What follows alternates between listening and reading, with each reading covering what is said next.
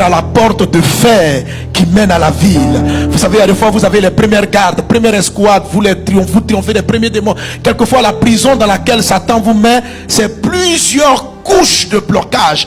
Première escouade, deuxième escouade, troisième. Donc tu finis un combat, tu as une victoire, et après une prière, et tu as fini, tu dis wow, pasteur, après ces premiers 48 heures, je vois, j'ai été délivré. Et puis tu peux te rendre compte après qu'il y a une deuxième escouade. Il faut encore rentrer dans la présence de Dieu. Tu finis. Et à un moment donné, surtout lorsque vous êtes au bord de la gloire, la dernière porte, la Bible dit, il y avait une porte de fer qui mène à la ville. Et là encore, le fruit de la prière sans cesse. Cette porte s'ouvrit d'elle-même devant eux. Je vois la porte qui s'ouvre devant toi. La porte qui s'ouvre devant toi. Aller à la ville, c'est reprendre ta destinée. Aller à la ville, c'est reprendre le cours de la vie normale. La porte de fer sépare de la prison à la vie normale. Le plan initial de Dieu pour toi. Je sais dans le nom de Jésus que ce temps de prière que vous avez passé vous amène à entrer dans la ville. Tu rentres dans la ville, tu fais ce que tu dois faire. Tu vis ce que tu dois vivre. Tu marches dans ce que tu dois marcher. Il en est ainsi dans le nom de Jésus. Et Pierre a été ainsi délivré. C'est très puissant. Mais il y a encore des délivrances qui peuvent être encore plus glorieuses. Ici, vous avez un type de délivrance à la dimension du Fils. Actes des Apôtres, chapitre 16, à partir du verset 19. Il est dit, les maîtres de la servante, voyant disparaître l'espoir de leur gain, se saisirent de Paul et de Silas. Et ayant fait arracher leurs vêtements, ordonnèrent qu'on les bâtit de verges. Et après qu'on les eut chargés de coups. Pierre, on ne l'avait pas frappé. Mais Paul et Silas, on ne les a pas frappés, on les a chargés de coups. Ils les jetèrent en prison et leur mit des ceps aux pieds. Verset 25, vers le milieu de la nuit, Paul et Silas priaient et chantaient les louanges de Dieu. Est-ce que dans ces conditions-là, nous, on aurait chanté les louanges? Où tu es blessé, où tu as peut-être des membres cassés, et où on t'a attaché. Tu n'es pas un voleur, tu es quelqu'un d'honnête, qui ne parlait juste de Dieu. Et qu'est-ce qui s'est passé avant? Ils ont juste guéri des malades, ils ont délivré une femme. Et là, ils priaient, mais surtout, ils chantaient les louanges. Chanter les louanges, ça veut dire, Dieu est grand. C'est en train de dire, Alléluia. Qui est comme toi, Jésus? Jésus, nous t'aimons. Ne même pas se lever en train de dire que Dieu se lève sur nos ennemis, qu'il les juge. Ils n'ont pas paralysé des personnes. Ils n'ont pas commencé à faire de grandes intercessions. Ils ont juste célébré la louange et la grandeur de Dieu. La Bible dit qu'ils chantaient les louanges de Dieu et les prisonniers les entendaient. Ils ne chantaient pas doucement. Ils n'avaient pas honte. Et la Bible déclare que les prisonniers les entendaient. Mais les gens devaient se dire, mais vous parlez d'un grand Dieu. Vous chantez un grand Dieu et regarde comment vous êtes traités. Ce grand Dieu n'a pas pu vous délivrer. Ce grand Dieu n'a pas pu vous sortir des problèmes. Mais il continue à dire quand même, Dieu est grand, Dieu est bon. Au-dessus de tout, tu règnes. Jésus est ton nom. Tu as les chaînes aux pieds et tu dis, au-dessus de tout, tu règnes. La tête est sur toi, la maladie te prend et la maladie t'a jeté dans la prison intérieure. Les médecins disent que c'est fini. Dans cette situation, tu déclares encore, au-dessus de tout, tu règnes. Rien ne va plus, tout semble s'écrouler, mais tu dis qu'il est grand, tu dis qu'il est fort, tu dis qu'il est glorieux, qu'il est merveilleux, que rien n'est comme notre Dieu, rien n'est comme Jésus, il est glorieux, tu es merveilleux. Et il ne chantait pas avec timidité, il ne disait pas, il ne faut pas que les gens entendent, il faut qu'on chante, parce que s'ils entendent, ils vont se moquer de notre Dieu, ils vont dire, mais ton Dieu ne t'a pas pu te sauver, ton Dieu ne t'a pas délivré. Oui, il y a tellement de personnes qui ont honte de Dieu, qui ont honte d'afficher qu'ils marchent avec un grand Dieu, parce qu'ils sont dans un pays compliqué. On a honte de notre Dieu, parce qu'on dit, mais bon, on ne voit pas encore bien la gloire de Dieu. Quand Dieu se glorifiera, nous le chanterons. Quand Dieu fera des miracles, nous témoignerons. Non, l'apôtre Paul, eux, ils témoignent que Dieu est grand dans la situation difficile. Ils célèbrent la grandeur de Dieu pendant que tout devait les amener à pleurer. Ils sont en train de louer Dieu. Il faut une louange qui est opposée à leur situation. Comment tu peux parler? La Bible dit, ils priaient et ils chantaient les louanges. Il y a beaucoup de manières de chanter. Il y a chanté des complaintes, il y a chanté des lamentations. Eux ne chantaient pas des complaintes, ils ne chantaient pas des lamentations, ils chantaient des louanges. Ça veut dire, ils disaient que Dieu est grand, ils disaient que Dieu est bon. Et ils ont veillé à ce que le volume de leur voix soit suffisamment fort pour que tous les prisonniers entendent que Dieu, livrance de Pierre, c'était porte après porte. Aucun fondement n'a été touché. C'est pas que la prison s'est écroulée, c'est-à-dire que le fondement de la prison, c'est la raison profonde du blocage, l'origine de ce retard chronique dans ta vie. savez, la prison de Pierre a été fracassée, mais ce sont les portes. Il n'est pas dit que les fondements. L'ange est descendu, il n'a pas touché les fondements de la prison. C'est pas que la prison s'est effondrée, mais la Bible dit les fondements de la prison. Les fondements, c'est les causes profondes. Des gens qui louent, qui n'ont pas prié pour le sujet. Oh Dieu, délivre-nous. Pendant que pour Pierre, l'église priait tous les jours pour qu'il sorte. Paul et Silas, ils ne priaient pas pour sortir. Ils disaient que Dieu était grand.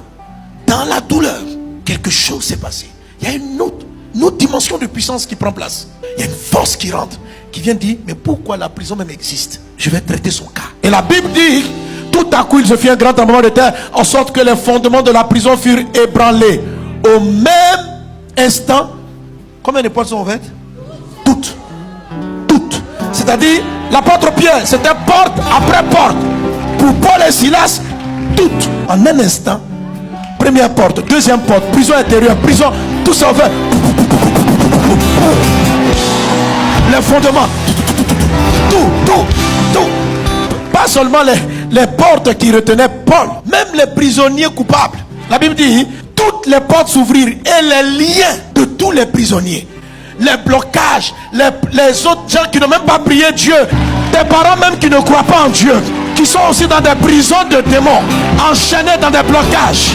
Les autres prisonniers étaient réellement coupables, mais la louange de Paul et de Silas non seulement les a délivrés, mais aussi s'est occupé des liens. On dit leurs liens, leurs maladies, leurs blocages, leurs souffrances, leurs liens, les liens de leurs voisins.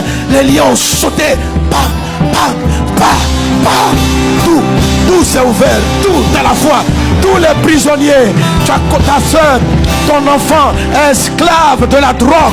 Quand tu vas entrer dans cette dimension dont je parle, pendant que toi tu es libéré de tes propres blocages, tu vas avoir le témoignage que ton enfant aussi est sorti de la drogue. Tu dis, mais qu'est-ce qui se passe? Pendant que tu es en train de célébrer, tu as ta tante qui était malade, alitée. Lorsque tu entres dans cette dimension, c'est pas toi seulement qui sors. Tu vois la victoire de Dieu. Mais la tante qui est là-bas, elle aussi, elle se rêve de son lit. Je suis guéri.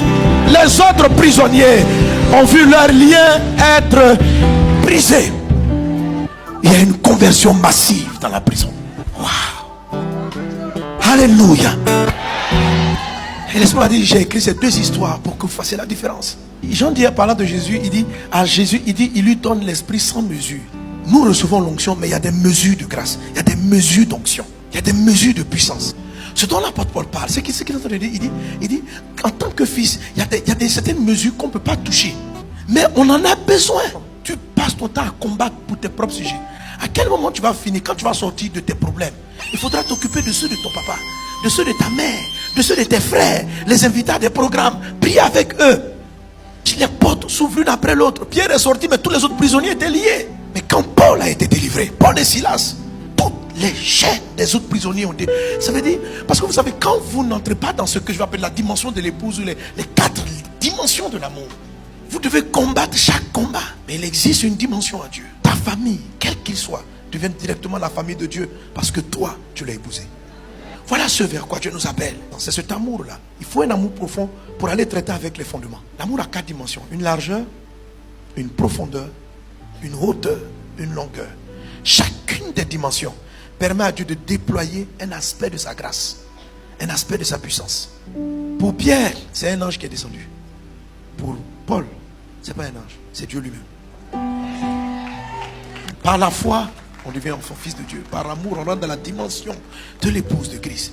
La foi est une grande chose, mais la Bible dit que l'amour est plus grand que la foi. Il y a 3 choses: l'espérance, la foi, l'amour. La plus grande des choses, c'est l'amour.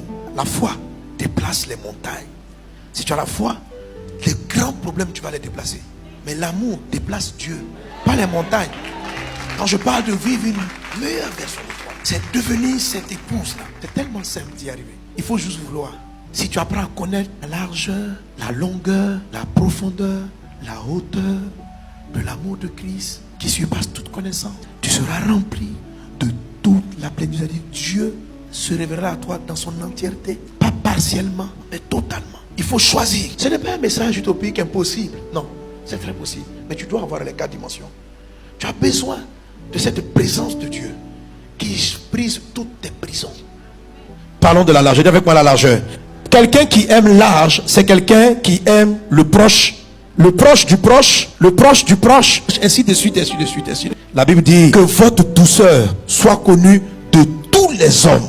C'est-à-dire qu'à un moment donné, ton amour doit tellement progresser qu'il va envahir la terre entière. Mais avant d'aller envahir la terre entière, il va passer par un processus d'élargissement, commençant par ta personne, allant vers la personne la plus proche, ainsi de suite, ainsi de suite. L'amour en largeur, c'est l'amour qui permet d'élargir la sphère, notre sphère d'influence vis-à-vis des personnes. Cet amour large permet à Dieu et à ta vie de recevoir les dons que Dieu t'envoie, de recevoir, c'est-à-dire plus ton amour est large, plus tu recevras les choses de Dieu. Moins ton amour est large, plus il y a des exaucements que tu vas manquer. Dieu va te répondre, mais tu ne le verras pas. Tu ne pourras pas les saisir. L'amour, en fait, ce sont des décisions à prendre. C'est un commandement. Voici le premier commandement dit Dieu. Tu aimeras ton Dieu de toute ta force et tu aimeras ton prochain comme toi-même. Donc Dieu présente l'amour comme un commandement. Donc un ordre a été donné et on y obéit ou on n'obéit pas. Et c'est pareil avec les deux commandements. Aimer Dieu, aimer le prochain comme nous-mêmes. Matthieu chapitre 22, versets 37 à 39. Tu aimeras le Seigneur ton Dieu, c'est le premier, le plus grand. Et le second qui lui est semblable, tu aimeras ton prochain comme toi-même. De ces deux commandements dépendent toute la loi et les prophètes. Effectivement, si tu aimes ton prochain, tu ne vas pas lui faire du mal. Donc tu vas respecter envers lui la loi de Dieu. Maintenant, il dit aussi, de ces deux commandements dépendent les prophètes. Il ne parle pas des prophètes qui sont déjà passés. Il parle des prophéties. Dieu est en train de dire que quand Dieu annonce des prophéties, les prophéties dépendent de l'application du commandement aimer l'autre. Je peux ne pas voir une prophétie se réaliser parce que je n'ai pas aimé, je n'ai pas fait attention à mon prochain. Oui, littéralement, c'est ça. Un exemple que nous connaissons en Genèse chapitre 18.